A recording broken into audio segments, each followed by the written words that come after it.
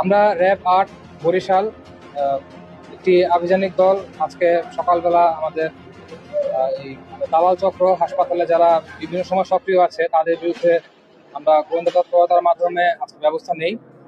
প্রথমত বলে রাখি, আমরা এ ধরনের এই দালাল চক্র, অবৈধ দালাল চক্র যারা আছে তাদের বিরুদ্ধে ব্যবস্থা নেওয়ার জন্য তাদের বিরুদ্ধে বিভিন্ন অপারেশন যখন আমরা পরিচালনা করেছি তারই একটি অংশ হিসেবে আমাদের আজকের এই অপারেশনটি লঞ্চ করা হয়।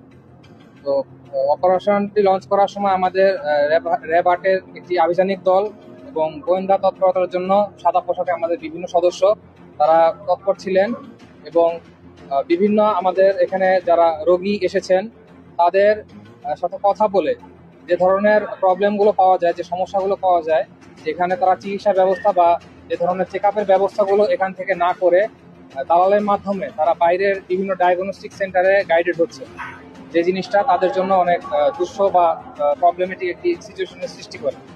তো এরই মাধ্যমে আমরা জেলা প্রশাসনের সাথে সমন্বয়পূর্বক জেলা ম্যাজিস্ট্রেট এবং হাসপাতাল কর্তৃপক্ষের সহযোগিতায় আজকে আমাদের এই অভিযানটি পরিচালনা করি এবং আমরা সর্বমোট ৮ জনকে ধরতে সক্ষম হই। ধন্যবাদ। এদেরকে এখন জেলা প্রশাসনের মাধ্যমে, ম্যাজিস্ট্রেটের মাধ্যমে বিভিন্ন মেয়াদে তাদের অপরাধের পরিধি অনুযায়ী মোবাইল কোর্টের মাধ্যমে তাদেরকে কারাদণ্ডে বিভিন্ন ব্যবস্থা নেওয়া হচ্ছে। এই দালাল চক্র তাদেরকে এক একটা ডায়াগনস্টিক সেন্টার রেফার করে দেয়। বরিশালে স্বাস্থ্যমন্ত্রীর হাসপাতাল পরিদর্শনের পরপরই বরিশাল শেরেবাংলা মেডিকেল কলেজ সেবাসিম হাসপাতালে শুরু হয়েছে দালাল বিরোধী অভিযান। রোগীদের হয়রানি, অবৈধভাবে বিভিন্ন সেবা পাইয়ে দেওয়ার নামে প্রতারণার অভিযোগে হাসপাতাল এলাকা থেকে ৮ জন দালালকে আটক করেছে র্যাব ৮। র্যাব জানায়, দীর্ঘদিন ধরে একটি চক্র হাসপাতালের অসহায় রোগী ও স্বজনদের টার্গেট করে বিভিন্ন পরীক্ষা নিরীক্ষা, বেড ব্যবস্থা ও চিকিৎসা সেবার কথা বলে অর্থ হাতিয়ে নিচ্ছিল।